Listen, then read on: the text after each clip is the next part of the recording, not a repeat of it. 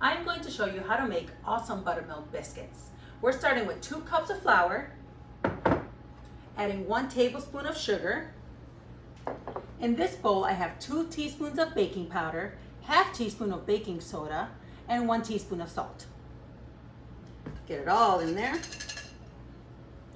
Mix it all up with the whisk. You mix it with all the dry ingredients together because that way it gets evenly distributed. Then I need my butter. I just took it out of the fridge now because it's very important that your butter is cold. It really adds to the fluffiness of the biscuits and makes some pretty awesome biscuits.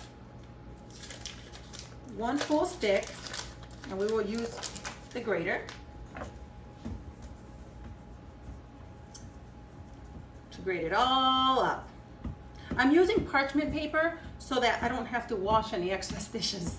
Then I can just pour it right into the bowl. Okay, I have my butter all grated. Put the hair up because it's time to get serious.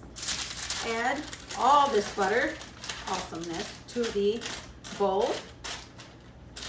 Go ahead and get rid of that. No washing. Very nice. With your hands, just distribute it all the way through, breaking up any large clumps. Obviously, there will be some small ones, which is what you want. We want that butter to get into every bit of our biscuits. That's what's going to make it awesome, tender, and super delicious.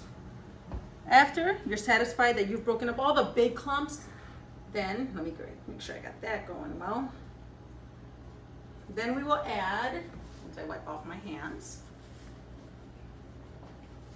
our buttermilk. Pour the buttermilk in. It's 3/4 cup to 1 cup of buttermilk that we'll add. I added a 1 cup because my buttermilk was a little thicker, and when it is a little thicker, you do want to go ahead and go with 1 cup as opposed to the 3/4 cup. And mix it all up till all of your mix is nice and wet. Once that is done, it's coming off the bowls like that, that's good. If you feel you need to add more at some point, you do. Mine's looking pretty good, pretty wet, and that's what I want. Then I get my parchment paper. It won't completely take away the need to clean up the counter, but it will definitely alleviate it. It'll be great. So I grab my extra flour, spread it all over here because I don't want that dough sticking more than it needs to. And you also need a biscuit cutter. Now, if you don't have a biscuit cutter, you can use a cup. Just make sure that you get the rim with the flour. So I'm going to put my dough right onto my parchment paper. Get all that good stuff in there.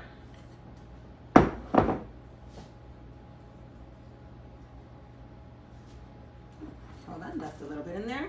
We want it all, we want it all, we want it all. Then because it's a little wet, I'm just gonna put it all down like that. And I will roll it out till about, I'm putting flour rather on my roller, till about this one. I think I'm going a little thinner than that. Now here's the part where you get the flaky layers, okay? It's at this point, you fold it over itself. If you feel a need, like I see here, it's sticking a little, add a little flour there. This is kind of like where you just see what you need. And then I roll it out again, thinner like that. Keeping it together, helping it as it rolls out. I will also bring it this way. See, this will add another layer of it. It'll be great.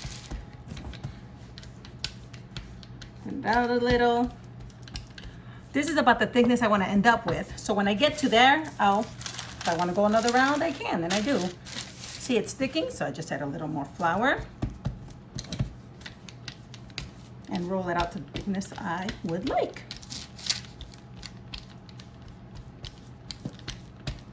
And that's about where I want it. I now get my cup. I'll put a little bit of flour here just so I don't need to go finding flour for the rim. And I've got it coated with flour. Get that out. I like to use these round cake pans. You don't need to grease it. you put your biscuit in there. And then get your flour in there. And you know, you can cut out a bunch of them, so you don't have to do them one at a time. Get as many as you can. Have them lightly touching as you're putting them in the round cake pan. Ooh, these are gonna be good. Put them around like this. Then, I think I can get another one or so in here. You repurpose the rest of it. You just fold it over. Now, usually the ones you're repurposing like this, combining it again and rolling it out again, they may not be as perfect as the first ones, but it's still gonna be awesome. So don't waste any of that. Use it all up. Get the flour in there. A couple more. I'll put this one right in the center. That. Then I'll grab my second cake pan and put it in there. And if you want bigger biscuits, you can get a bigger cup. It works out perfectly. Of course, you may need to adjust your baking time. My oven is preheated to 470 degrees, which is where we're gonna want it when we're good and ready here. It's really good for your biscuits to put the cold ingredients, the butter's cold, the buttermilk's cold in, and then put it in a very warm oven because it'll, the blast of heat will give it that crispy that everyone just loves in biscuits. It's gonna be great. So I think I can get a couple more out of this one.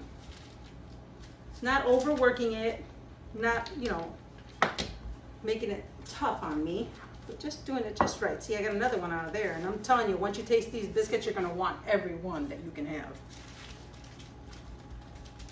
I think I'll get one more out of there just to help it stick together.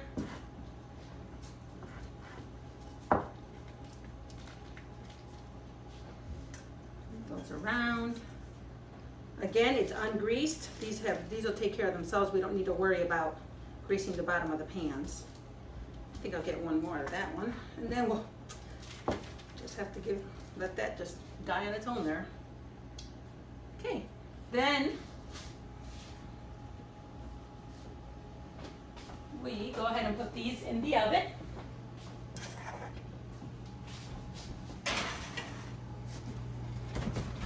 For 14 to 15 minutes. And now it looks like our biscuits are ready. If you were here, you would have known by the smell that is filling your home. So now it's about 2 tablespoons of melted butter. Brush the tops of these awesome biscuits. They taste awesome, they smell awesome.